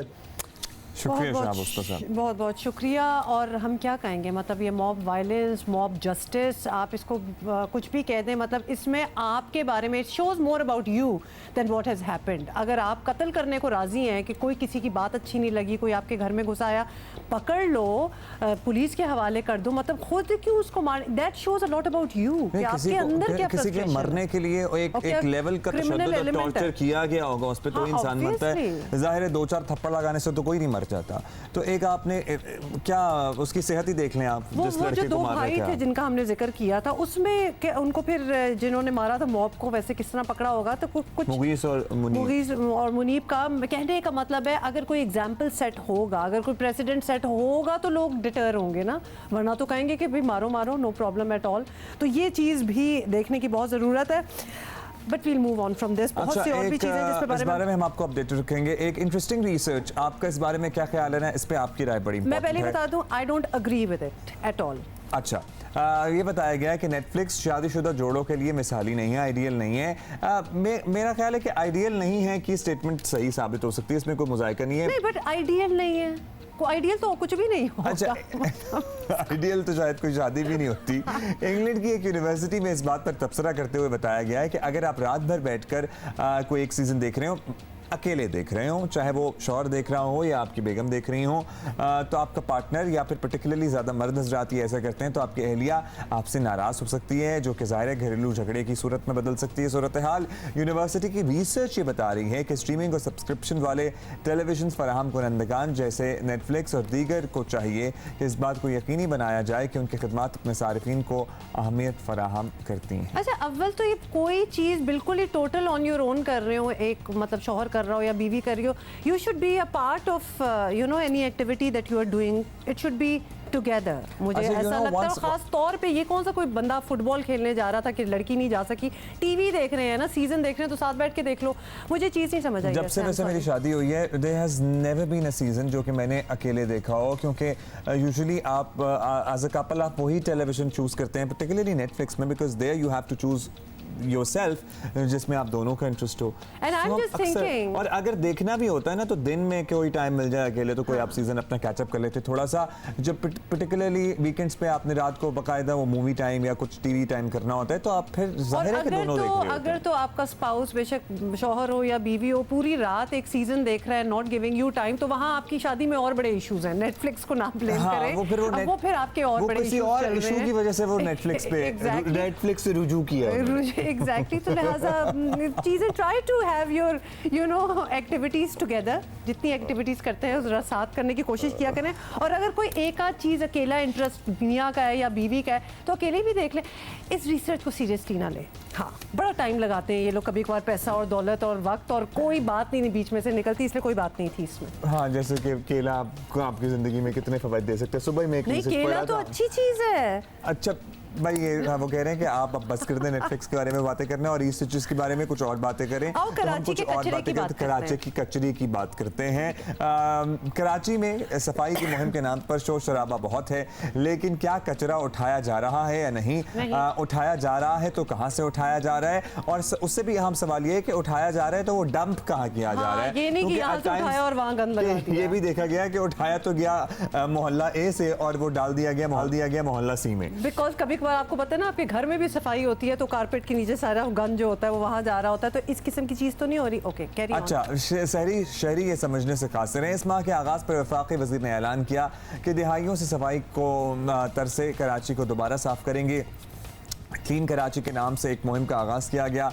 सिंध हुकूमत ने भी भरपूर साथ देने की यकीन दहानी कराई और अपनी भी मुहिम शुरू कर दी। तमाम जिम्मेदारान एक एक दिन कई बार ये बताते पाए जाते हैं कि कहाँ से कचरा उठाया गया है, कौन कौन से नाले साफ़ किए गए हैं। इस दौरान शदीद बारिशों और ईद कुर्मा के बाद आलाइशों से पैदा होने वाली सूरत हाल ने मुश्किलात में भी इजाफा कर दिया, लेकिन ये मुहिमात अभी जारी हैं। एक तरफ जब ये दावे सामने आ रहे हैं, वहीं ज़मीनी सूरत हाल की गवाही कुछ और ही है। शहरी कहते हैं कि कचरा उठाने का काम अगर हो रहा है तो मुख्तलिफ इलाके कचरे से भरे क्यों नज़र आते हैं और फिर कचरा उठाकर इसे मैदान और नाले भरने का काम किसका है? आई नो, और शहरी मुस्तकिल हल मांगते हैं और हम तो हमेशा से ही कह रहे हैं कि कोई परमानेंट सोल्यूशन होना चाहिए और हुकूमतें अभी तक ये हल देने में कामयाब नहीं नज़र आ रही हैं। हमें deputy bureau chief Karachi Tariq Moin Siddiqui हमारे हमने आपको इसलिए बुलाया है क्योंकि हम पूछना चाहते हैं कि are you actually seeing a difference? और ये हम आपसे तफसील में पूछना चाहते हैं, इसलिए हम आपको यहीं बैठे रहने की ज़हमत देंगे और ब्रेक लेंगे। ब्रेक के बाद जब वापस आएंगे तो इस पर ज़रा डिटेल से बात करेंगे। तारिक, और आप भी हमारे साथ ही रहिएगा। कराची के कचरे का प्रेजेंट और फ्यूचर पे बात कर रहे हैं और हमने इनवाइट किया तारिक मोइन सिद्दीकी को जो हमारे डिप्टी ब्यूरो चीफ हैं। तारिक, इन्होंने इंटरप्ट कर दिया था आपको अब्दुल्ला ने, लेकिन पूछना ये था कि यहाँ कोई ऐसी प्लानिंग है जिससे हमें सीरियसनेस नजर आए कि जी हम यहाँ से कचरा उठाएंगे और ये जगह हमने की है मखसूस और यहाँ जाके हमने उसको डिपॉजिट करना है, फेंकना है, रिसाइकिल करना है। इस लेवल की प्लानिंग जारी है या देखें, इस तमाम मामले के अंदर हम तमाम इदारों को, चाहे सूबाई हुकूमत हो, शहरी इंतज़ामिया हो, चाहे कंटोनमेंट बोर्ड्स हों, चाहे उनको हम एक बोर्ड पे नहीं देख रहे कि वो किसी एक पॉइंट पे आकर जमा हो जाएं या फिर वो एक मुश्तरका बोर्ड के साथ बैठ के कोई चीज़ डिसाइड कर रहे हों। ऐसा कुछ नहीं है। इदारे हैं जो आपस में एक दूसरे से इख्तियारात की जंग लड़ रहे हैं। वो तो हमेशा शहरी इंतज़ामिया, सूबाई हुकूमत, आपस में इनके दरमियान एक तनाज़ा खड़ा हो गया है। सफाई जो है वो कराची में नहीं हो पा रही, कचरे के अंबार लग गए हैं। हज़ारों टन कचरा रोज़ाना प्रोड्यूस हो रहा है यहाँ पे। 12,000 टन कचरा जो है वो शायद उठा लिया जाता, 6,000 टन रोज़ाना जमा है। अब उसे आप कैलकुलेट कर लें कितना कचरा जमा हो चुका होगा कराची के अंदर। तो उसके साथ बारिश हो गई, नाले भर गए। नालों की सफाई अगर वफाकी हुकूमत कहती है कि उन्होंने कुछ करा दिया है, सूबाई हुकूमत कहती है कुछ करा दिया है, लेकिन वो जो कचरा पड़ा है वो दोबारा उन नालों के अंदर है बारिश के पानी के साथ। वो दोबारा एक नई सूरत हाल क्रिएट हो गई है वहाँ पे। आपकी सीवरेज लाइंस चोक हो गई हैं कंप्लीटली। और क्योंकि सीवरेज लाइन और बरसाती लाइनें तो इन्होंने ख़त्म ही कर दी थी, तो सारा ज़ाहिर है बारिश का पानी भी सीवरेज में जा रहा है। ये बताइएगा, कॉमन सेंस की बात है कि कचरा एक दिन मैंने उठा लिया, कल दोबारा कचरा प्रोड्यूस होगा। ये कोई भी मुहिम, कोई भी सफाई ड्राइव कराची के कचरे का हल नहीं है। लैंडफिल साइट का मसला इस शहर में, आधा कचरा समंदर में डंप होता है, जो कि सोच के खौफ आता है कि समंदर का हम क्या असर कर रहे हैं। Actually it gives a feeling कि ये सब एड हॉक क्या जमीन की कमी है कि लैंडफिल साइट नहीं मिल रही है, इन्हें कचरा डंप करने के लिए सलाहियत नहीं है, मसला क्या है, या उठाया ही नहीं जाता, होता क्या है? देखिए, सिस्टम मौजूद था, पहले भी म्यूनिसिपल सिस्टम मौजूद था, उसके साथ बल्दियाती इदारे बड़े फाल थे। आज से चंद सालों पहले चले जाएं आप तो वो सारा सिस्टम मौजूद था। लेकिन अब सूरत हाल ये है कि ये जो इख्तियारात की जंग शुरू हुई है, उसके बाद नए इदारे यहाँ पर कायम हो गए हैं। सॉलिड वेस्ट मैनेजमेंट आ गया, उसके अलावा और दीगर बल्दियाती जो हुकूमत है उसके पास अलहदा इख्तियारात हैं, शहरी हुकूमत उसके पास अलग। तो वो आपस में इन लोगों की जो इख्तियारात की जंग में जो एक जो काम का मामला है वो बिल्कुल पसपुश चला गया है। ये अपना काम नहीं कर पा रहे, सिर्फ अब वो इख्तियारात की वजह से, और सिर्फ फंड्स सूबाई हुकूमत कह रही है हमें वफाक से नहीं मिल रहा, और शहरी हुकूमत कह रही है हमें सिंध हुकूमत से पैसे नहीं मिल रहे, तो हम क्या काम कराएं, हम तनख्वाहों में ही पूरे हो रहे हैं। तो ये वो इशूज़ हैं जो अब तक हल नहीं हो रहे हैं, वफाकी हुकूमत भी नहीं कर पा रही। 18वीं तरमीम के बाद जो सूरत हाल हुई है उसमें बल्दियाती इदारे एक तरफ हैं, सूबाई हुकूमत की पावर्स कुछ और हैं। तो ये एक बड़ा तनाज़ा पैदा हो गया और इस सिलसिले में शहरी जो हैं वो बुरी तरह इस हिट हो रहे हैं इस मामले के। बिल्कुल तारिक, हम सारे ही शहरी हैं और हम सारे इस वजह से इफेक्ट हो रहे हैं। लेकिन अभी जब बारिशों से पहले जब वफाकी वज़ीर अली ज़ैदी ने ये अनाउंस किया और बड़ा उन्होंने ओनरशिप ली और बहुत ही अच्छा उन्होंने अनाउंसमेंट की कि हमारा कराची शहर है, हम साफ करेंगे। अवाम ने ये सोचा देयर इज़ अ प्लान, तो एक प्लान के तहत वो आए हैं। उन्होंने ऑब्वियसली ये कल तो नहीं कचरा बचाना, ये तो कब से बात हो रही है। तो जो प्लानिंग सोची होगी उन्होंने, या तो नंबर 1 कोई सोची थी, नंबर 2 तो ये तो वफाकी तरह से एक और चीज़ होनी थी। सिंध हुकूमत ने फिर अपना बीच में एक और डाल दिया था कि और हम भी करेंगे। इदारों ने कुछ और ही सोचा हुआ तो था। दोनों के प्लान्स ठप हो गए या एक चल रहा है, वफाक का चल रहा है? देखें, सिंसियरिटी नहीं है, विल नहीं है, होमवर्क कंप्लीट नहीं है, इसलिए आपकी प्लानिंग नहीं है, इसलिए आप फेल हो रहे हैं। तमाम इदारे इस स्टेज पे आके फेल नज़र आते हैं। और अब जो नई दूसरी चीज़ क्रिएट होने जा रही है, इस तमाम अमल से जो वबाई अमराज फूटने जा रहे हैं उससे शहरी मज़ीद इफ़ेक्टेड होंगे। और उसके बाद की जो सूरत हाल बनेगी उसके लिए आया इन्होंने तैयारी की है या नहीं, क्योंकि मैं कहीं नहीं देख रहा कि स्प्रे किए जा रहे हों या कुछ नहीं है, मच्छरों से और मक्खी की भरमार ये है। जब भरमार हो जाएगी तो उसके बाद नए फिर आप डेंगू के केसेस सुनेंगे और मजीद दूसरी वबाई। अच्छा तारिक, लास्टली ये बताइएगा कि ऐसा क्यों, किसी की नीयत पे शक नहीं करना चाहिए कि, लेकिन पहले दिन से ऐसी कहीं कहीं फीलिंग आ रही थी, वैसे तो था कि होपफुली ये कुछ कर देंगे, कि पॉलिटिकल पॉइंट स्कोरिंग हो रही है यहाँ पे। हाँ, मेरा शहर है, मेरा शहर है, मेरा शहर है, मैं ऑन कर रहा हूँ, मैं ऑन कर रहा हूँ, यही चल रहा है, ऐसा लग रहा है। जी हाँ, ऐसा लगता है कि सिर्फ ज़बानी जो बयानात दिए जा रहे हैं उससे आगे बढ़ नहीं पा रहे, विल नहीं देखो जी, तुम तो करते नहीं हो, मेरा तो शहर है, मैं करके दिखाऊंगा, तुम नहीं भी कर रहे हैं, लेकिन अमल नजर नहीं आ रहा। उसी बुनियाद पे मैं कह रहा हूँ कि इदारों की जो वर्किंग है वो अगर सही से इम्प्लीमेंट, ये काम इतना बड़ा काम नहीं है, ये हो सकता है। लेकिन घर का सहन तो नहीं साफ करना, इतना बड़ा शहर है, करोड़ों की आबादी है, they had to be a plan. लेकिन तमाम लोगों को ऑन बोर्ड आना होगा या फिर आपको इस पे फैसला करना होगा ये किससे कराना। अच्छा, ये वो वक्त आ जाता है जब आप कहते हैं ना, और हम भी आपसे कहते हैं कि डोंट बी होपलेस, और उम्मीद नहीं छोड़नी चाहिए, and so on and so fourth हम बातें करते हैं। क्या उम्मीद रखें और क्या होप रखें जब हमें पता है कि यहाँ आपस की इनकी लड़ाइयाँ चल रही हैं कि तुमने नहीं करना तो मैं भी नहीं करूँगा, मैं नहीं करूँगा तो वो नहीं करेगा। ये सारी चीज़ें जब तक नहीं हटेंगी ये शहर साफ़ नहीं होगा। And I am sorry to say, इस वक्त प्रेजेंटली अगर आप कराची विजिट कर रहे हैं तो जो बदबू है शहर में, मतलब वो एक्चुअल और आप अपने घरों में देख लें कि अगर एक आध मक्खी कहीं घर में, आप बड़े एहतियात से रहते हैं, ज़ाहिर है दरवाजे खिड़कियां अगर कभी बंद भी रखें दिन के टाइम में मक्खियों की वजह से, तो वो मक्खियों की भरमार और लातादाद मक्खियां नज़र आ रही हैं। मैंने तो वो रैकेट लिया हुआ मक्खी मारने वाला, मुझे लगता है सारा दिन अगर कुछ ना करूँ तो वही करता रहूँ तो सारा टाइम गुजर जाएगा। एग्जैक्टली, और कभी कभार तो हम अपने सेट पे भी यही कर रहे होते हैं। तारिक, बहुत बहुत शुक्रिया आपके इधर आने का। जनरली कराची की सफाई शुड बी आउटसोर्स्ड, ये नहीं है हमारे बस की बात। बात, let's be honest about it, it should be completely outsourced, कोई और हो जिसका कोई स्टेक ना हो इस यहाँ के लोगों से, हमसे, और वो इस शहर की सफाई एज अ जॉब समझ कर मैंने करें। तो पहले ही कहा था कि आउटसोर्स कर दें, ये सारी चीज़ आप आउटसोर्स कर दें और खुदारा एक दफ़ा इसका सोल्यूशन निकालें। जिसको आउटसोर्स किया है उसको ज़रा देखें भी, ऑब्जर्व करें कि वो कर क्या रहे हैं, वही चीज़ें लें। If you wanted to do it, you could do it. If you wanted to do it. अच्छा जी, अभी हम आगे बढ़ेंगे। आब्दी साहब वेट कर रहे हैं, और क्या सवाल आया है आब्दी साहब? आब्दी साहब अस्सलाम वालेकुम, क्या हाल है आपका आब्दी साहब? अच्छा आब्दी साहब, एक स्टूडेंट ने आपके लिए सवाल भेजा है कि हाल ही में उन्होंने अपना ग्रेजुएशन मुकम्मल किया है, ग्रेजुएट हुई हैं और अब रोज़गार के हसूल के लिए कोशिश में हैं। इस सिलसिले में वो लिंक्डइन जो एक वेबसाइट है जिसके थ्रू आपको जॉब्स वगैरह भी काफ़ी पता चलता रहता है, पर अपना प्रोफाइल बनाना चाहते हैं वो, जिसके लिए आपसे वो कुछ मौसर टिप्स चाहिए आपसे कुछ। देखिए, सबसे पहले तो जो है, अगर जॉब के लिए वो सीवी बना रहे हैं और वो भी लिंक्डइन पे जाना चाहते हैं, तो मेरी नॉलेज के हिसाब से LinkedIn is not the good place जहाँ पर आप अपनी सीवी को पोस्ट करें और आप ये चाहें कि लोग उसको विज़िट करके और आपको जो है वो नौकरी के लिए बुला लेंगे या आपको इंटरव्यू के लिए बुला लेंगे। मैं ये समझता हूँ कि सबसे पहला काम तो इनका ये होना चाहिए कि ये देखें कि जो है एक अच्छी सीवी बना लें। अच्छी सीवी बनाने के लिए इनको ये रिसर्च करनी पड़ेगी कि आजकल लोग किस किस्म के स्किल सेट्स को डिमांड कर रहे हैं। यानी अगर आपने ग्रेजुएशन किया है तो काफ़ी नहीं है, आपके पास बाकी क्या स्किल सेट्स हैं।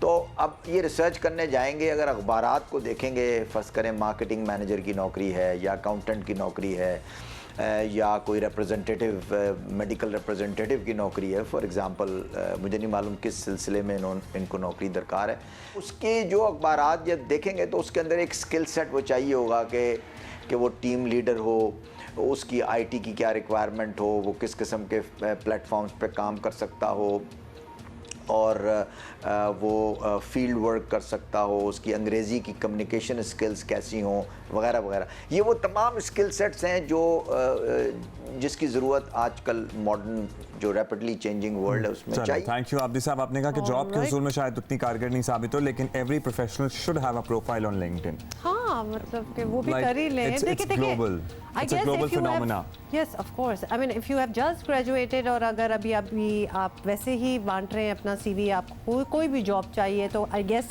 अ पेपर सीवी विल डू। लेकिन उसके अलावा उसके बाद तो जब आप ज़्यादा प्रोफेशनल जॉब्स वगैरह के और you want to be a candidate कि मैं हूँ, ये मेरा प्रोफाइल है, ये मेरी टैलेंट्स हैं और मुझे लोग अप्रोच करें, तो उसके लिए आपको ऑनलाइन अपना और आपकी जॉब मार्केट आप समझते हैं कि पाकिस्तान में दुनिया में होनी चाहिए, तो फिर तो लाजमी होनी चाहिए आपके लिए। और अभी जिस खबर के बारे में हम बात करने लगे हैं ना, कि ये बड़ी ही तकलीफ दे किस्म की बातें होती हैं, बात करना भी बड़ा मुश्किल हो जाता है, लेकिन हर बार और ज़्यादा एक गंदा किस्म का ट्विस्ट आ जाता है इसमें। जिस तरह के आज जो हम आपको खबर बताने लगे हैं उसमें भी यही हुआ है। Can I start? You know, we really feel disgusted to even talk about these things, लेकिन क्या करें, हमारे माशरे में ये सब कुछ हो रहा है और हमें डिस्कस भी करना है, इसलिए ताकि लोग वॉर्न हो सकें, पर्टिकुलरली बच्चियां, लड़कियां वॉर्न हो सकें कि प्लीज़ इस तरह के किसी भी चुंगल में ना फंसें। एब्सोल्युटली। तो आपको बताते हैं कि दर्जनों लड़कियों से ज्यादती और फिर वीडियो बनाकर ब्लैकमेलिंग करने वाले जोड़े की गिरफ्तारी एक बहुत बड़ा स्कैंडल है और मामले की जड़ तक ऑब्वियसली पहुंचना होगा। ये कहानी रावलपिंडी से सामने आई है। पता चला है कि मुलजिमा किरण जो है, मुलजिमा है इसमें, पहले तो ये आप कर लें, जिस जोड़े की हम बात कर रहे हैं एक्चुअली वो एक कपल है, एक हस्बैंड और वाइफ का कपल है जो ये काम कर रहे हैं। किरण इनका नाम है। मुलजिमा खवातीन को बहला फुसला कर घर लाती हैं। शौहर कासिम जो है वो ज्यादती करता है और बीवी वीडियो बनाकर खवातीन को ब्लैकमेल करती थी। हाँ, एकदम से ना आप चुप सी लग जाती है आपको। मुलजिम मियां बीवी के मोबाइल फ़ोन से 45 मुतासरा खवातीन की वीडियोस मिल चुकी हैं। एक मुतासरा लड़की ने पुलिस से ताउन किया है और अपना बयान भी रिकॉर्ड करा दिया है। एक 27 लड़कियों की वीडियोस हैं उसके पास, फिर उन्होंने मोबाइल में से बताया भी था कि मतलब ये सारी, इसके अलावा भी इतनी सारी लड़कियों के साथ ये ऐसे कर चुका है पहले। ये सब ने मुझे मना किया है कि आपकी बेइज्जती होगी, आप ना लो, स्टेप ना लो, किसी को ना बताओ, लेकिन सिर्फ इस वजह से कि मेरे साथ तो जो ना था वो हो गया है। मैं कहती हूँ कि अब मैं उनको क्यों चांस दूँ कि वो मज़ीद जो है वो बच्चों की ज़िंदगी तबाह करें। रावलपिंडी पुलिस ने दोनों मुल्ज़िमान को सख्त सज़ा दिलाने के लिए मुतासरीन से मदद मांगी है, लेकिन जाहिर है इसमें बहुत मुश्किल होता है किसी के लिए भी सामने आके। But if the videos are there you know who has done it. But anyway सुन लें। हम अब कोशिश कर रहे हैं कि जो मुतासरीन है, क्योंकि लोग अपनी इज़्ज़त की खातिर सामने आने से थोड़ा सा घबराते हैं, लेकिन मेरी यही रिक्वेस्ट है कि लोग आके बयान दें ताकि इन दोनों मुल्ज़िमान को जो है वो सज़ा हो सके। और आपको बताएं कि अब तक जो बातें सामने आई हैं वो इंतहाई परेशान करने वाली हैं। पुलिस की जामे तफ्तीश और इसके बाद एक मजबूत केस पेश किया जाना चाहिए ताकि ये यकीनी बनाया जा सके कि मुजरिम कैफ़े किरदार को पहुँचे। बहुत ज़रूरी है, इसीलिए कहा भी जा रहा है कि जो और विक्टिम्स हैं वो भी सामने आएँ और अपने बताएं। मतलब कहने का सिर्फ एक छोटी सी मैं चीज़ कहूँगी कि जब एक खातून होना तो उसको ट्रस्ट करना एक और बच्ची के लिए, एक और लड़की, एक खातून के लिए आसान हो जाता है। अगर वो कहे कि मुझे यहाँ तक जाना है या मेरे साथ बैठ जाओ या मुझे रास्ता बता दो, तो somehow we trust women, और एक औरत ही ये कर रही है। This is unbelievable। Jio news के रिपोर्टर इरशाद कुरैशी हमारे साथ हैं, उनसे ज़रा इस बारे में मज़ीद जानते हैं, खंगालते हैं कि क्या इशू हुआ है। इरशाद, ये अपनी नौयत का ज़ाहिर इंतहाई खौफनाक वाक़या, ये दोनों मियाँ बीवी क्या करते रहे हैं, ये सब शुरू कैसे हुआ? मुझे ये नहीं समझ आ रहा कि वो खातून जो है मुल्ज़िमा क्या कहती थी इन बच्चियों को, यंग लड़कियों को जाके कि वो उनके साथ ही चलने पर राज़ी हो जाती थी। व्हाट वाज देयर तरीका वारदात बेसिकली? शुरू होती है जब 5 अगस्त को ये जो एमएससी की तालिबा है, इसने एक थाना सिटी में एक दरख्वास्त दी जिसमें इसने कहा कि एक शख्स ने और एक खातून ने इसको जो है एक तालीमी इदारे के बाहर से जो है ज़बरदस्ती अपनी गाड़ी में अगवा किया। और पहले वो खातून कहती रही कि मेरे भाई आ रहे हैं उनके साथ हम आपको लिफ्ट देंगे, लेकिन वो जब नहीं राज़ी हुई तो जैसी गाड़ी के करीब आए उसने धक्का दे के ऐसे गाड़ी में डाला और ले गए और फिर ज़्यादती की। और ये खातून जो है उसकी वीडियो बनाती रही और फिर बाद में इस लड़की को, इस एमएससी की तालिबा को जो शादीशुदा भी है, इसको जो है कहा गया कि वो किसी सूरत भी अपनी ज़ुबान ना खोले और जब वो इसको कॉल करें वो इसकी बात माने और जहां वो बुलाए आ जाए। तो ये जो लड़की थी इसने घर जाकर अपने जो है सबसे पहले अपने वालिद को बताया, फिर इसके शोहर को पता चला, फिर ये 5 अगस्त को ये एफआईआर लॉन्च हुई है थाना सिटी में। जब ये एफआईआर हुई और इन्वेस्टिगेशन शुरू हुई तो सीपीओ रावलपिंडी ने को उनको क्रेडिट देना लाजमी है, चूँकि उन्हें जब उन्होंने ये एफआईआर पढ़ी तो उन्होंने तफ्तीशी को बुलाया और इन्वेस्टिगेशन के लिए इस लड़की को भी बुलाया। और जब इन दोनों मुल्जिमान को गिरफ़्तार किया, इनके मोबाइल से उस लड़की की तस्वीर जो वीडियो देखी तो बाद में पता चला कि 45 से ज़्यादा वीडियोज़ मौजूद हैं मज़ीद इन दोनों ख़वातीन, इन दोनों मियाँ बीवी के मोबाइल्स में इसी किस्म की हरकत की गई हैं। बेसिकली ये वन ऑफ दोज थिंग्स है कि अगर ये लड़की सामने ना आती, पुलिस को ना बताती, तो किसी को पता भी ना चलता कि ये सारा हो क्या रहा था। खैर ये ज़रूर बताइएगा इरशाद के क्या ये दोनों, ये मियाँ बीवी जिनकी बात हो रही है, जो कुछ कर रहे थे वो अकेले कर रहे थे या किसी बड़ा ग्रुप है, कोई ग्रोह है जिससे ये मुंसलिक हैं? कुछ पता चल सका है इस किस्म का? अभी तक जो है सीपीओ रावलपिंडी ने ख़ास तौर पे इस चीज़ को क्लियर किया है कि इसमें मज़ीद कोई किसी शख्स की मज़ीद इन्वॉल्वमेंट नहीं निकली और ना ही अभी तक कोई मज़ीद किसी शख्स में गिरफ़्तार किया गया। और जो कुछ सामने आ रहा है तो बहुत सी लड़कियां होंगी ज़ाहिर, इनमें बहुत सी ख़वातीन हैं, इनमें से पुलिस का किन किन से रब्ता हुआ है, कोई मदद के लिए तैयार है ताकि ज़ाहिर एक मजबूत केस बन सके? जी देखिए 45 से ज़्यादा वीडियो जो है वो रावलपिंडी पुलिस कह रही है कि उन्होंने रिकवर की हैं, जिसमें 45 ख़वातीन ज़ाहिर है इस चीज़ का शिकार हुई हैं। लेकिन पुलिस का ये कहना है कि जितने लोगों से अभी तक इन्होंने रब्ता किया है, कोई भी इन दोनों मियाँ बीवी के ख़िलाफ़ कानूनी कार्रवाई इसलिए नहीं कर पा रहा कि उनको मालूम है कि जब ये चीज़ मीडिया पर आएगी और ये चीज़ डिस्कस होगी और ये एफआईआर लॉन्च होगी, मज़ीद उनके ख़िलाफ़ अदालतों के चेहरे को उन्हें चक्कर लगाने पड़ेंगे तो पूरी दुनिया में उनकी बदनामी होगी। इस खौफ के बाइस बहुत से लोग अब बहुत बहुत शुक्रिया। जी न्यूज़ के रिपोर्टर इरशाद कुरैशी हमसे बात कर रहे थे। कहना है जस्ट से वन थिंग, हम एक मजबूत केस की बात करें, एक के साथ भी होना ये तो ये मजबूत केस है। कोई आपको 45 सामने आने की ज़रूरत, मतलब आप इंतज़ार ना करेंगे, एक केस भी आपको मिल गया ना कि उसके साथ हुआ है, वीडियोस देख ली, कंक्लूसिव किस्म के उस 45 लोगों की सज़ाएं जो भी उनके साथ हुआ वो इस एक केस की बिना पे भी हो सकती हैं, मिल सकती हैं। तो लिहाजा ये केस जो है ये बनता है। और वीडियो एविडेंस को प्लीज़ हमारे यहाँ I don't know, I wonder कि इतनी अहमियत क्यों नहीं दी जाती। अब किस सदी में, किस दुनिया में हम रह रहे हैं कि ज़ाहिर है कि अगर कोई भी ना हो और सिर्फ वीडियो हो तो भी काफ़ी होना चाहिए सज़ा किसी को दिलाने के लिए। I can not get over the fact कि ये एक मैरिड कपल है जो ये कर रहा है, कि मतलब मैं उस खातून से पूछना चाहूँगी कि तुम पागल हो गई हो, क्या हुआ है? बट एनीवे लेट अस, हमें नहीं पता कि किसने किसको इन्फ्लुएंस किया, तो लिहाजा हम इस पर मज़ीद बात नहीं करेंगे। वैसे ही ज़रा पेनफुल सिचुएशन है।